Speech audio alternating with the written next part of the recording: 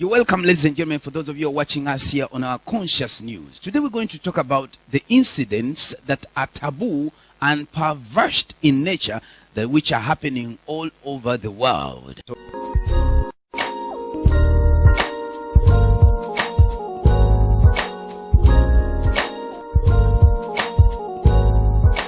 This pastor over here claims that his penis contains holy milk. One of his members in his congregation testified and said, the pastor said unto them that his penis was blessed. This Brazilian pastor also convinced his congregation that God could only come into their lives through their mouth. That's why he had to do so. Often after worship, this pastor will take his congregation to the place where the funds of the church were kept, and he asks them to do oral sex on him until the Holy Spirit would come out of him through ejaculation. Now, as we can see, the image of him claiming that his penis contains holy milk and it will bring many to salvation, it's something that has already existed, and you can already see it in the images of the Vatican, the Catholic Church, where they literally had the image of Jesus Christ with a penis on the belly or the front of the belly of Jesus Christ hanging on the cross. As you can see, this image I'm showing you right now has existed for many years, drawn and distributed by the Vatican, where they distributed the belief and the faith of Jesus.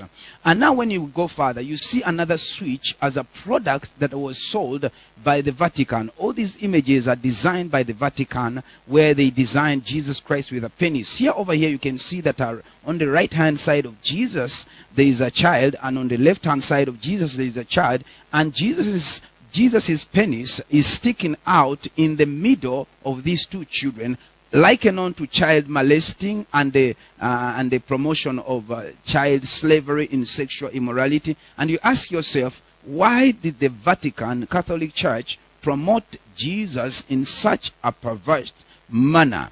And when you look over here, you find out in Japan there is a worshipping of a penis god, where they worship a penis as a god, and this celebration falls around springtime, during the time of springtime. As you can go further, you can see these two girls in the celebration of this Japanese god called penis, where they even design candies, they design cakes, they design all different kinds of sweets or candies that are designed in the form of this penis. And over here we can see an image of a woman, and this woman has become a mainstream famous woman sucking on a lollipop. The lollipop also representing the penis in a subliminal message or information hidden in there. Over here we can see that the ancient celebration of this penis god derives its roots from Egypt. Egypt celebrated this penis god, and Egypt being a spiritual nation that was so strongly spiritual, people started to pick up other nations like the Roman Empire, like the Empire of Greece. They started to pick up ideas from Egypt, because Egypt was a very influential nation in the way it did things.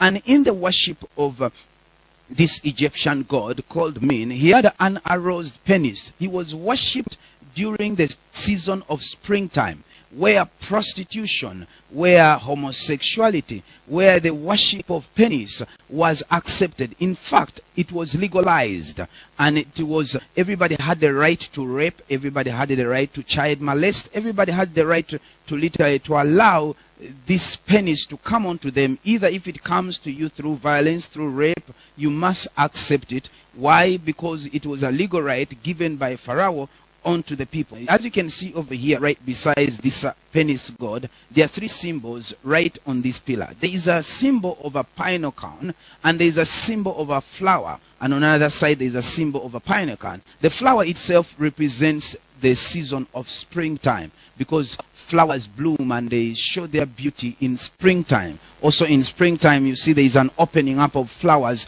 opening up to receive the atmosphere or the atmospheric energies that are spread forth through summertime. So simply meaning that this Pharaoh was a king that in his appearance all women and all people should open up towards the worship of this penis god. But also see a pineal cone here. A pineal cone represents the third eye. Every human being on the earth has 3 eyes. There are 2 eyes we use to see physical things, but there is a third eye in the center of the brain, which is called the pineal gland, or called the pineal. So this pineal is the third eye where we can see things through dreams.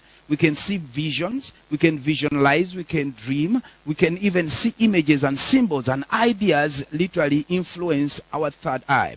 The symbolic image of this penis god became the influence over the third eye, that every human being that lives on the earth will be influenced by Pharaoh's ideas influencing their third eye. Could it be that the mythologies of the Egyptians have now become the influence that have influenced this man who claims to be a pastor, preaching about Jesus Christ, but the Jesus Christ he's preaching about is the symbolic image of a penis that was worshipped as a god in Egypt? Could it be that even the mythologies of the Catholic Church that calls itself to be the Church of God, that they themselves also are worshipping this same God called penis that derives his roots from Egypt?